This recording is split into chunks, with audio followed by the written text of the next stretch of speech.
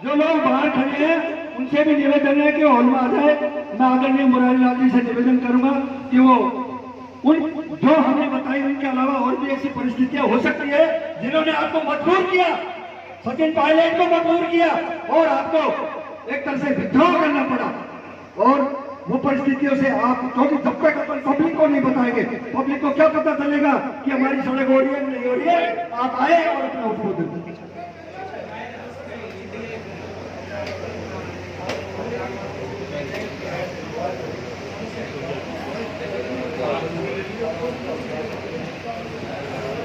तो कांग्रेस पार्टी जिंदाबाद, कांग्रेस पार्टी जिंदाबाद। और एक महीना 5 दिन के सबने राम राम भाई एक बार 5 दिन मिल रहे हैं।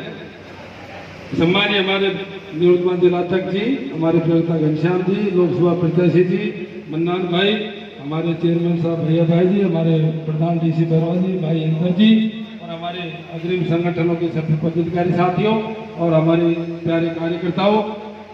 देखो आज की मीटिंग आप सोच रहे हो मीटिंग क्यों होगी। इस मीटिंग का मेन उद्देश्य ये था कि जो पिछले 1-1.5 माह में जो एक ड्रामा हुआ, चाहे बगावत हुई, क्यों हुई, क्या समझौता हुआ, तो मेरे खुद की भावना ये थी अब हमारे कार्यकर्ताओं को पता होना चाहिए अब हमने सब ये क्यों किया, क्यों जरूरी था। नहीं तो ये बीजेपी वाले लोग, हो सकता है कुछ हमारे लोग भी हमारे कार्यकर्ताओं को नर्वस करते रहते हैं। तुम्हारा विधायक ने ये कर दिया, सचिन पाटिल ने ये कर दिया, फलाना ने ये कर दिया, फलाना ने ये कर दिया, और हमारा कार्यकर्ता उसका दबाव महसूस करता है।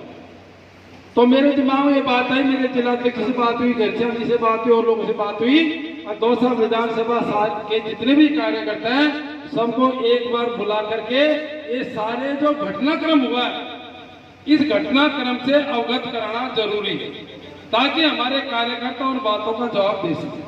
साथियों, एक तो मेरा आपसे निवेदन है, आप खुद सोच लो, इस बार प्रदेश में सरकार बनी, पिछले 5 साल तक लगातार हम लोगों ने संघर्ष किया, आपने संघर्ष किया, देर रात सड़कों पे घूमे, सब जगह घूमे, और उसका परिणाम ये हुआ अब पूर्वी राजस्थान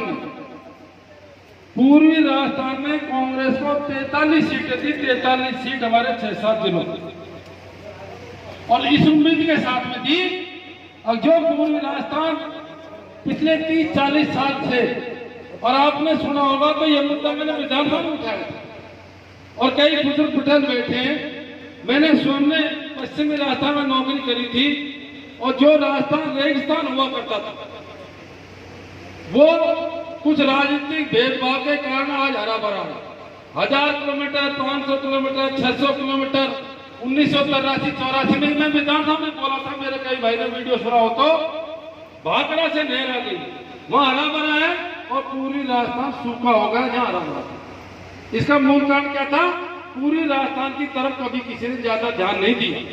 ध्यान का मतलब ये नहीं है हम राजी हो जाते छोटी छोटी बातों के लिए, स्कूल खुल गई, हॉस्पिटल खोल दिया, ये खोल दिया, वो खोल दिया, ये काम तो होते ही है। कुछ ऐसे बड़े बड़े मुद्दे हैं जो हमको बड़ी उम्मीद थी ये काम होनी चाहिए, वो काम नहीं है। इसके अलावा भी आप ये बताओ, देखो मैंने तो नौकरी छोड़ी, ये क्लियर कट है, मैं ऐसी परिस्थितियों में विधायकी नहीं कर सकता। मेरे क्षेत्र में पार्षद कोई और नियुक्त करे ये तुमको मंजूर है? मेरे क्षेत्र में सरकारी पीपी कोई और नियुक्त करे ये मंजूर है? मेरे क्षेत्र में राजनीतिक नियुक्तियां किसी और के कहने से हो ये मंजूर है? बहुत से ऐसे काम है। अभी सरपंच साहब कह रहे थे जिन कार्यकर्ताओं ने दिन रात मेहनत करी, किसी का भाई है, किसी का बेटा है, किसी का क्या है, किसी का क्या है, आज 1.5-2 साल हो गए हुए काम पर, मैं नहीं कहता काम नहीं हुई है, लेकिन बहुत से ऐसे काम है। मेरे खुद के रिश्तेदार जिनकी मैं बदली नहीं करा सकता, कोई सरपंच है तुम्हारा, एक और पार्टी बैठे इनके लड़के के लिए मेरा 20 बार जाए, मैं उसकी, और भी बहुत से ऐसे लोग हैं वो 1.5-2 साल तक वो काम नहीं हो, तो मैं नहीं समझता ऐसी स्थिति में मुरारी लाल मीणा विधायक कर इन सब मुद्दों के लेकर के, क्योंकि हमें राजनीतिक संस्कार स्वर्गीय राजेश पायलट के, आपको पता होगा एक बार उन्होंने भी कांग्रेस के अंदर बहुत बड़ा बुकरू बजाया था, और जब चुनाव नहीं होते तो उनकी हम बिल्कुल प्रजातांत्रिक तरीके से चुनाव लड़ेंगे, पूरे देश में पहली बार कांग्रेस के अंदर आंतरिक लोकतंत्र की मांग उठी और चुनाव में हारना अलग बात है, हम भी आ जाएंगे, लेकिन अपनी बात को मजबूती से कहना, आपकी भावनाओं को पहुंचाना। पानी का मामला था, मैंने चुनाव में घोषणा कर रखी थी पानी आना चाहिए दौसा में, हम भी समझते टाइम लगता है।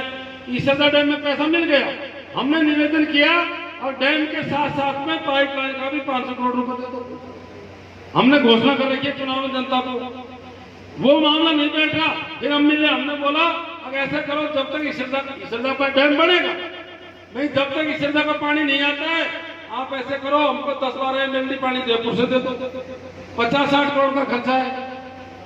ऐसे सैकड़ों प्रकार के मुद्दे थे। हमारी उद्योगों की बात थी, हमने ये कहा था कि दौसा में बहुत ज्यादा बेरोजगारी है, एक बड़ा उद्योग धंधा स्थापित कर दो, ये बातें हमारे दिमाग में थी। तो ये सारी बातों में हम अभी बैठी खेले थे। आपने देखा होगा मेरा सबसे ज्यादा मूड खराब हुआ जब हम राज्यसभा चुनाव में वहां थे, 6 थानादार दौसा के मेरी बिना परमिशन के एकदम बदल दिए गए, एकदम क्या दौसा। आप ये बताओ 18-20 थानेदार हैं भाई, सबके बदल देते तो कोई बात नहीं, सबके बदल देते तो कोई बात नहीं, केवल दौसा विधानसभा के 6 के 6 थानेदार एकदम हटा दिए गए। आप बताओ भाई मैं कैसे एमएलए करूं? इन सब बातों को लेकर के ये बात हमने पायलट साहब को बताई, वो भी उपस्थित थे और विधायक भी उपस्थित थे। हम सब ने तय किया था, हम सब इन मुद्दों को लेकर के, पूरी राजस्थान की बातों को लेकर के, जिन लोगों ने वोट दिए, जिन लोगों ने वोट दिए, जिन समाजों ने वोट दिए, जिन क्षेत्रों में वोट दिए, एक बार हाईकमान को जरूर बताएंगे। और मैंने तो कई बार कई मंत्रियों से भी कह दिया, और वो समय बदल गया। अब समय नहीं है, सब पढ़े लिखे, सब समझदार है। अरे वोट हमारा, राज तुम्हारा, ये नहीं चलेगा ज्यादा दिन। जिसका वोट है, जो वोट देता है, उनको सरकार में, सत्ता में हिस्सेदारी देनी पड़ेगी। जो कार्यकर्ता के साथ मेहनत करें उनको देनी पड़ेगी। इन सब बातों को लेकर के बड़े सोच विचार के साथ दिल्ली चलेगी। कुछ परिस्थितियां ऐसी पैदा हुई, कुछ लोग ये भी चाहते थे अच्छा हुआ ये बात तक कट गए, वापस आए, ये बात तक कट गए, बढ़िया हो इलाज हो। हमने कोर्ट में चले गए, हाई कोर्ट चले गए, सुप्रीम कोर्ट चले गए, अनेक प्रकार के आरोप लगे, भ्रष्टाचार के आरोप लगे। आपने सुना होगा, जैसे भ्रष्टाचार का आरोप लगे, मैंने भी इंजीनियर जारी किया। सम्मान्य गहलोत साहब का मैं बहुत सम्मान पहले भी करता था, अब भी करता हूं, ऐसी बात नहीं है, लेकिन जब भावनाओं को ठेस पहुंचे तो आदमी गुस्सा। फिर मैंने जारी किया, और जिस टाइम बीएसपी हम कांग्रेस में आए थे, यदि उस टाइम मुरारीलाल मीणा ने पैसा खाया होगा तो अब भी खाया। और आपको ये विश्वास दिलाता हूं, 2 चीज से हम निश्चिंत रहना, चाहे विधायक रहे चाहे नहीं रहे, क्या होगा क्या नहीं होगा। एक तो आपका विधायक पे जिस दिन कोई भ्रष्टाचार का आरोप सिद्ध कर देगा नहीं, जिला जीत बैठे, उस दिन ही राजनीति छोड़ दूंगा और मेरे को वोट मिल देगा। दूसरा, मरते जित तक कभी भी बीजेपी में नहीं जाएगी, ये बात हमने वहां भी की और आपके बीच में भी की। हाईकमान से हम मिले, टाइम दिया, क्योंकि आप सबकी बातें पता, बीजेपी कह रहे पैसे दे गए, तुम बिके क्या? बिके होंगे, बिकने वाले बिकते होंगे, उनकी कैंपिंग अलग थी, हमारी कैंपिंग अलग थी। मैं ये नहीं कहता सभी हरिश्चंद्र है, हम 2 जगह थे, मानेसर में वो लोग थे, वीडियो उनके थे, हम सब पायलट साहब के साथ में गुड़गांव थे, 5 दिन दिल्ली थे। हमें एक विधायक सचिन पाजी का वफादार था, केवल वफादार था, उनको किसी प्रकार का कोई लालच नहीं था। एक ही बात था कि पार्टी में हमारी सुनी थी।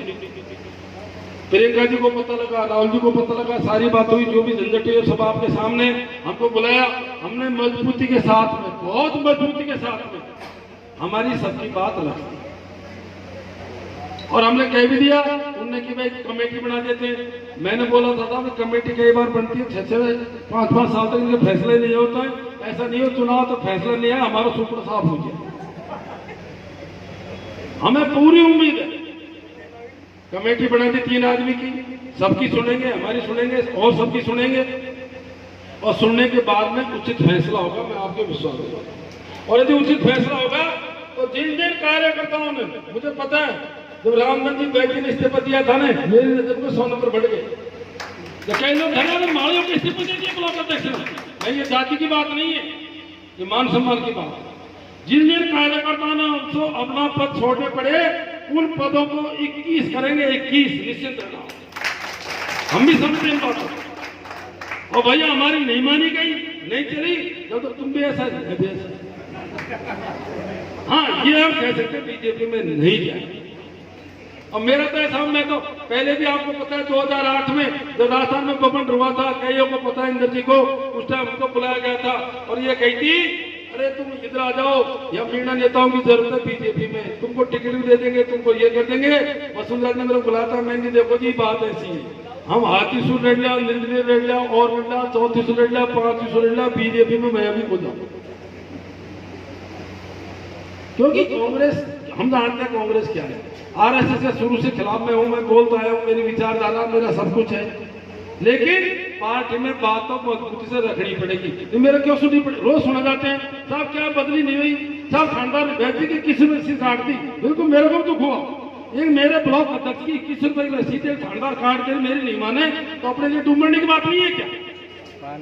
तो ये बहुत सी ऐसी बात है जिनसे हम व्यथित हैं। और मैं तो 3-4 महीने से कई लोगों से मैंने कह भी दिया था, भैया मोको इश्यू लगे या एमएलसी पूरी को नहीं या इसी को दोनों पक्ष, मैं तो पहला भी खा लोगों को, या तो अच्छा हुआ हमारा बहुमत में लगा, हम कहीं मिल गए, नहीं मैं तो पहले भी खाता था कई लोगों से, और ये बात भी सही है। अरे हमारे क्षेत्र में हमारी करनी चाहिए, हमारे कार्यकर्ताओं का काम होना चाहिए, उनका मान सम्मान होना चाहिए। आप ये बताओ क्या पूरी क्षेत्र में 43 सीट दी है? नहीं दी 43 सीट, मारवाड़ तो पूरा साफ था, कोई सीट नहीं थी 5-5-6 जिलों से, पूरी सीट 2 साल में, पूरी सीट और जगह है, 4 सीट है, सबसे गिन लो 56 सीट है अपने पूरे राजस्थान के अंदर, 56 में से 43 सीट है, बाकी जो 150 सीट है राजस्थान में उसमें 85 है। इसलिए क्या है, अब जागृति आ चुकी है जनता में। मेरा तो आपसे ये निवेदन है, तो मेरे को दुख जब होता है कई क्या कहते साहब आप तो, अब देखो कई क्या की बात आ जाती है, कई तो क्या कहेंगे, मेरे को सुनने को मिला फेंका देते हैं, जो बुद्धिजीवी लोग हैं बीजेपी के फेंका देते हैं, कोई तो कहा साहब गुजर कला और भागो, हमको पता है ना कहते, कोई का पैसा खाओ 10 करोड़ तो पहले देते हैं, 15 और नहीं आए, पता नहीं है तुमको, हम भी सुनते थे। मैं तो बीएसपी से कांग्रेस में जब से 6 करोड़ खाओ, 5 करोड़ खाओ, मेडिकल भाषण करते थे 5-6 करोड़ खाओ। मैंने गहलोत साहब इसीलिए खाता, मैं गहलोत साहब ये तो बता दो आपने कितने पैसे दिए थे, आपने भाई जब पैसे दिया होगा तब तो दिया कोई नहीं, इसलिए आप निश्चिंत रहो। आप कभी भ्रष्टाचार के मामले में, कभी पार्टी के मामले में, कभी बीजेपी में ले जाएंगे, कभी भ्रष्टाचार सम्मिलित नहीं होंगे, और होंगे उससे पहले राजनीति छोड़ देंगे। रही आप में काम धाम की बात, अब देखो पिछले आप भी बिल्कुल सही कह लो, मैं तो क्या बोले क्या नहीं बोले बोल जाते थे, सरकार खिलाफ बोल गए। मेरे खुद के 45,000 का बिल आया, कहना फोटो खासू तो बताओ, मेरा बिल आने देखो 45,000 का बिल आया, पता नहीं क्या कर रहे हैं, 20,000 पता नहीं क्या कर रहे हैं, ऐसे में क्या बता, ऐसे लोगों को क्या हो रहा है। अब देख लो, अब ऐसा पक्षपात अपन कैसे सहन करेंगे, 20,000 मतलब इस तरह का भेदभाव। देखो मेरी बात सुन लो, 2-3 महीने का टाइम है, इस तरह का भेदभाव बिल्कुल बर्दाश्त नहीं करेंगे, और भाई भेदभाव किया तो फिर कुछ करें और